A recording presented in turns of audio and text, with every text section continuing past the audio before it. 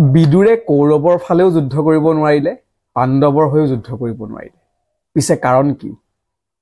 প্ৰথমতে এই ভিডিঅ'টো চাই লওক, তাৰ পাছত আমি আজি কথা পাতিম।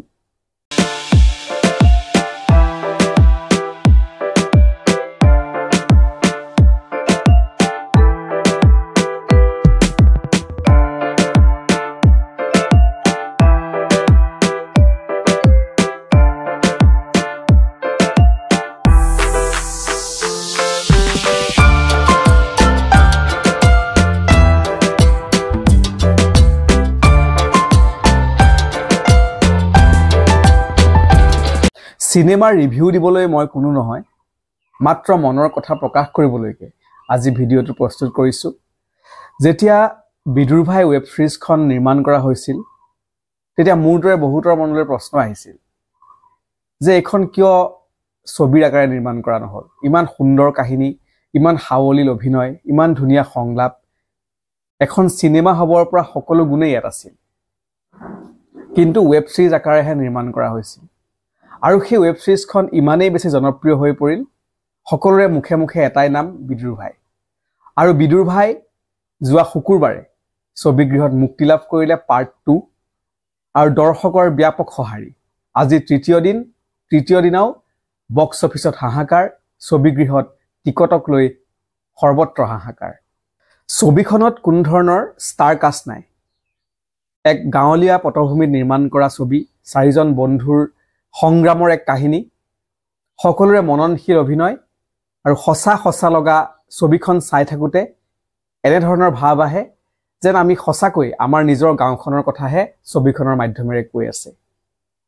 এতিয়া দৰ্শকে যেতিয়া ছবিখন চাইছে আৰু চোৱাৰ পাছত সকলোৱে এটা কথাই কৈছে যে এইখন ছবি নাচালে কিন্তু মিছ কৰিব। হাঁহিৰ মাধ্যমেৰে বিদুৰ ভাই ছবিখনেও সমাজৰ বহুকেইটা দিশ উন্মোচন কৰিছে। যিদৰে স্বাস্থ্য বিভাগৰ কিছুমান কাম কাজ, চৰকাৰী স্বাস্থ্যখণ্ডত কৰ্মচাৰীৰ ব্যৱহাৰ, জনপ্ৰতিনিধিসকলৰ দুৰ্নীতি, ভ্ৰষ্টাচাৰ, ব্লেক মানি, চান্দাৰ নামত একাংশ সংগঠনে চলোৱা উপদ্ৰৱ আদি এই ছবিখনত ভালদৰে ফুটাই তুলিবলৈ চেষ্টা কৰিছে আৰু সমাজলৈ বিশেষ বাৰ্তা প্ৰেৰণ কৰিছে। এই ছবিখনত নাই কোনো কৃত্ৰিমতা, সকলোৱে সহজ সৰলভাৱে এই ছবিখন লৈ গৈছে। সম্পূৰ্ণ বাস্তৱধৰ্মী ছবি গাঁৱৰ পটভূমিত নিৰ্মাণ কৰা হৈছে। ছবিখন 1 মিনিটো আমনি নলগাকৈ আৰম্ভণিৰ পৰা শেষলৈকে পইচালৈকে লৈ যোৱাত সফল হৈছে বুলি ক'ব লাগিব। ছবিখন চোৱাৰ পাছত বহু লোকে এনেদৰে নিজৰ মনৰ ভাৱ ব্যক্ত কৰিছে। এজনে লিখিছে, অসমীয়া চিনেমাক এক নতুন মাত্ৰা প্ৰদান কৰাৰ বাবে ধন্যবাদ। এইটো প্ৰমাণ কৰি দেখুৱাই দিয়াৰ বাবে যে কোনো গ্লেমাৰ নথকা ব্যক্তিয়েও ভাল অভিনয় কৰিব পাৰে। থেংক ইউ 1 মিনিট সময়ো বিৰক্তিকৰ নকৰাৰ বাবে। এজনে আকৌ লিখিছে, ছবিখনৰ কথাই কম নে অভিনয়ৰ কথাই কম? হাঁহিলো, কান্দিলো, চিঞৰিলো, ফূৰ্তি কৰিলো, উফ কি কম মানে। সৰুৰ পৰা ডাঙৰলৈ প্ৰত্যেকটো চৰিত্ৰ ইমান নিখুঁতভাৱে ফুটাই তুলিছে। এখন ধুনীয়া অসমীয়া ছবি আমাক উপহাৰ দিয়াৰ বাবে বিদুৰ ভাইৰ সমূহ পৰিয়ালক বহুত বহুত ধন্যবাদ। এতিয়া সুব্ৰত কাকতিৰ কথা ক'ব বিচাৰিছোঁ। এসময়ত ৱেডিং ভিডিঅ' বনোৱা সুব্ৰত কাকতি আজি অসমৰ এগৰাকী আগশাৰীৰ ছবি নিৰ্মাতা হোৱাৰ পথত। শ্ৰী ৰঘুপতি ছবিৰ নিখুঁত পৰিচালনাৰে তেওঁ নিজৰ টেলেণ্ট সকলোকে দেখুৱাই দিলে। আৰু বিদুৰ ভাই ৱেব সিৰিজখনৰ কথা নকৈ, বিদুৰ ভাই ছবিখনৰ জৰিয়তে তেওঁ আকৌ এবাৰ প্ৰমাণ কৰি পেলালে যে তেওঁ কিমান নিখুঁত আৰু তেওঁ কিমান দক্ষ চলচ্চিত্ৰ পৰিচালক।